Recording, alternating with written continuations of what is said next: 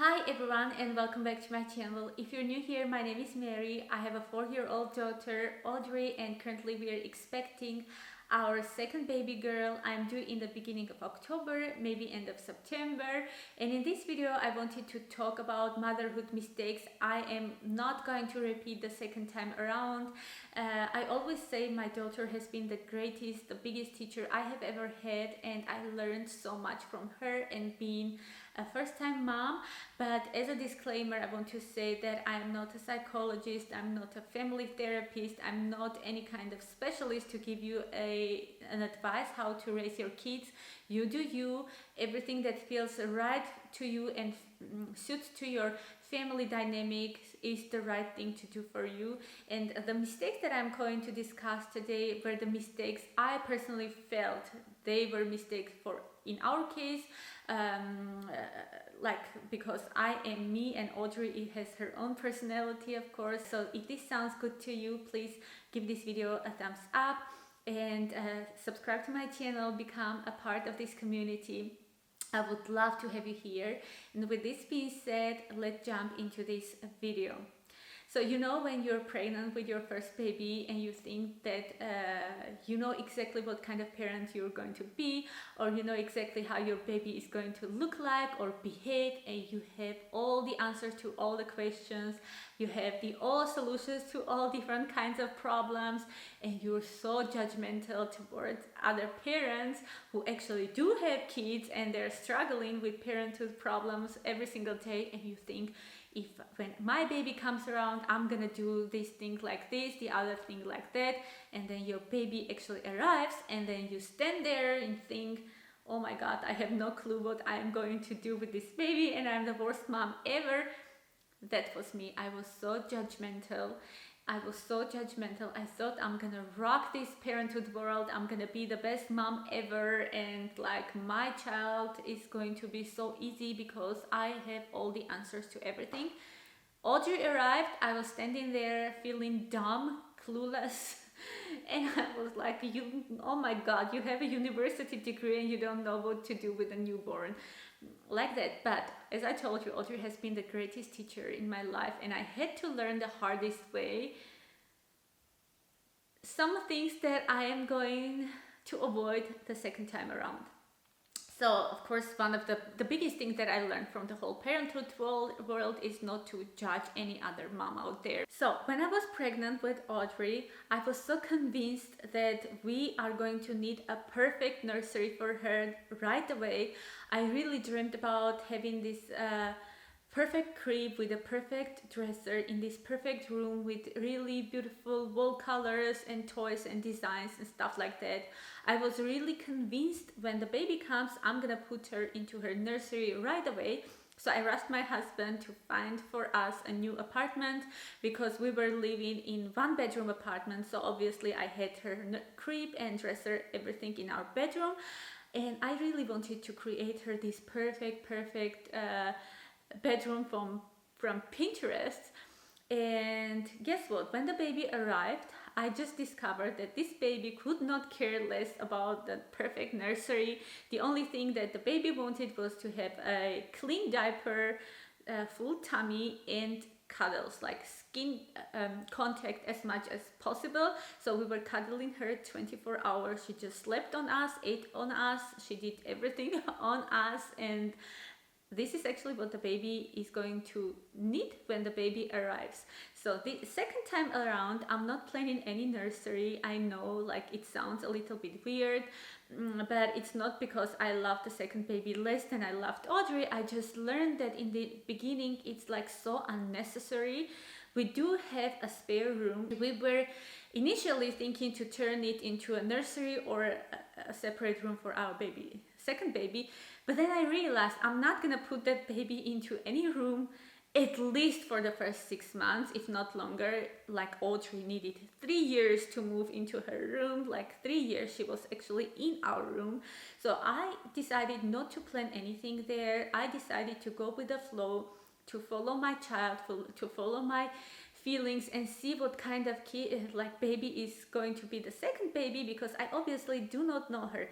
Maybe this is a baby like Audrey who needs like 24 hours skin contact and she needs her parents more, like to sleep with us, to eat with us, to do everything with us. Or maybe this is another baby who does not like that, who wants to have a separate, like a private space for herself. If she turns out to be like an independent kid, like let's say like that, I am going to make a separate room for her. The second thing that I was convinced is when I was pregnant with Audrey, I was convinced that when the baby comes, I have to start with sleep training right away, and it's so easy to do, and I'm gonna rock that world, and my baby is gonna sleep like this. Guess what? Audrey arrived, and till now she's 4, a little bit over 4, and she hates sleeping.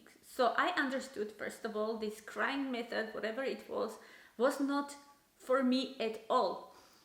I was like so paranoid, I couldn't even let her lay next to me in her crib. I just couldn't let her go at all. I just wanted to carry her all the time. Did I have like a mom guilt? A lot, because everyone kept telling me that's not the right thing to do. She will get used to it. It will become harder and harder for me. Like, that's not a right way to raise your kids. But that was what I was feeling, and that was what Audrey wanted from me. She just wanted me to carry her around, and she loved to sleep on me. So this is what I was doing, but I was killing myself from inside. In the first 3 years, she stayed in our room. We co-slept together, and after 3rd year, I put her into her own bed, but I was sleeping on a mattress like next to her bed because I couldn't let her go. And only now, when I'm pregnant with second baby, we like came to this place like together, organically, naturally, that Audrey said she is ready actually to sleep alone in her room, and I said, okay, I'm ready to let you go and I can sleep in my own bed. But this is only for us, and I obviously don't know how the second baby is going to be. Maybe for her it will be easier, this transition. Maybe it won't be easy for her, but I'm open to whatever it is. And if my baby needs 24 hours of mommy, this is what I'm going to do with her. If she wants to sleep with us, co-sleep with us, this is how it is going to be. And this time around, I'm not gonna kill myself for that. I'm not gonna have any mom guilt. I'm not gonna think that I'm failing her, that everyone else is managing that better than I do, because now I know that we come to things organically and it feels good for us. We don't have any traumas. We don't have any behavioral or issues. We don't have any issues right at this moment. We never had one when I was following my heart. And now I'm gonna do the same thing, but without mom guilt, and follow my baby. So the third thing that I had to learn is that breastfeeding, as natural as it sounds, it can be really, really hard and complicated. So when I was pregnant, I didn't even read a lot about breastfeeding, because I thought, when the baby comes, this is what your body does, this is what your baby does, you know, like it comes naturally, is from your instincts. But guess what? It is not always the case. So I had a horrible 6 weeks in the beginning to try to breastfeed Audrey. I have tried everything. I have tried so many things, and I talked to so many specialists to just because I was convinced that breastfeeding is the best thing to do for your baby. And actually it is the best thing, of course, if you can do, but it is not as natural or as easy as some people think it is. It's actually a lot complicated. A lot of things depend from your child. Long story short, what I learned, bottle feeding is also okay. If you're failing somehow to breastfeed for whatever reason you have, if it's your baby who does not want it, or if it's your body who is rejecting it or having complications, breastfeeding, bottle feeding is also okay. Your baby is not gonna end up being sick or overweight or all these horrible stories that people kept telling me. And you are not being a bad mom if you fail breastfeeding. This is something that you have to know. Do not feel guilty, please. This is something that a lot of women confront with, because there is a huge pressure from outside world on a mom to breastfeed the child. Of course, that's the best thing you can do, but if you fail somehow, it does not mean you're a failure as a mom, and it does not mean something bad is going to happen to your baby. Bottle fed like formula babies turn out to be just as healthy and as good as breastfeeding babies. So it's up to you to decide. Do not let anyone to make you feel like you're a horrible person. And this time around, I'm gonna see if I'm failing it somehow again. If we have some kind of complications with the second baby and somehow I'm not able to breastfeed her, I'm gonna go into formula very easy, and I'm not gonna just like drive myself crazy and think that I'm the worst mom ever. My battery died, and I'm sorry if the background changed. Somehow I just changed the battery in my camera, but let's continue. So the first thing that I learned is to ask for help. So the second time around, I'm gonna ask more for help if I need that.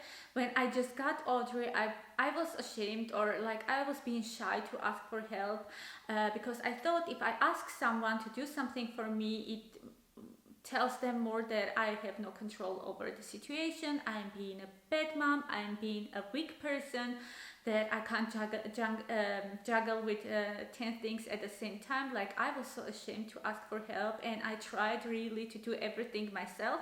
But guess what? When you just give birth, your body needs healing time. This is a totally new situation. Like, this is so different from what you were used to, and like the life you had before. You're not gonna bring it back anymore, and this learning process is also hard. To adopt into this new life is really, really hard, and you are going to need a lot of help. So I was shy to ask for help, and I kind of thought that the people will realize themselves that I need help. Maybe they can cook something for me or do something for me, like offer themselves. But people are people, they're not mind reader, and if you're not asking someone to do something for you, they may not even think that you need that help because you never asked it. And that brings to complications in the relationship, not only with your husband or like spouse, but also with the whole family members and friends and stuff.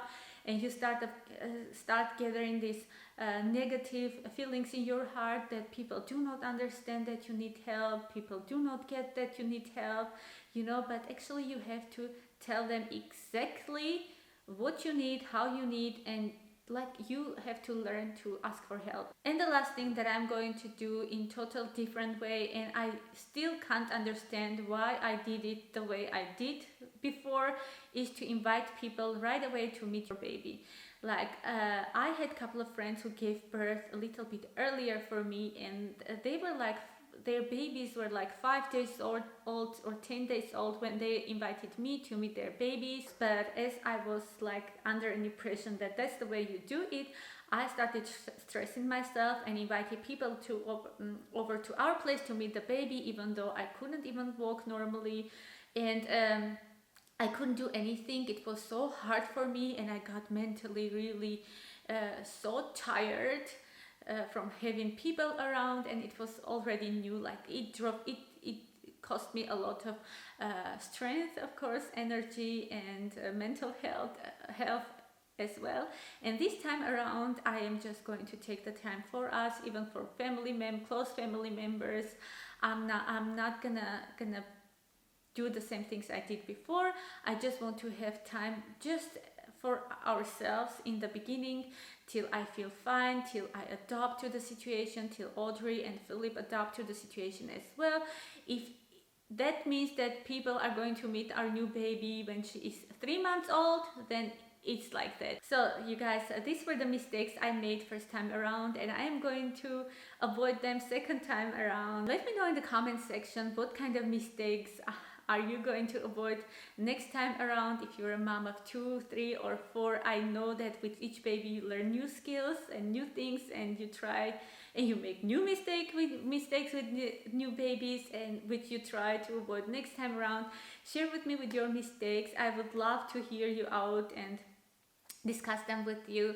This is a place where you can be open and free, and I want to create a community who is not judgmental, who is just sharing the real mom life stories without trying to be perfect or suit to someone else's thoughts, like follow the cliches and stuff.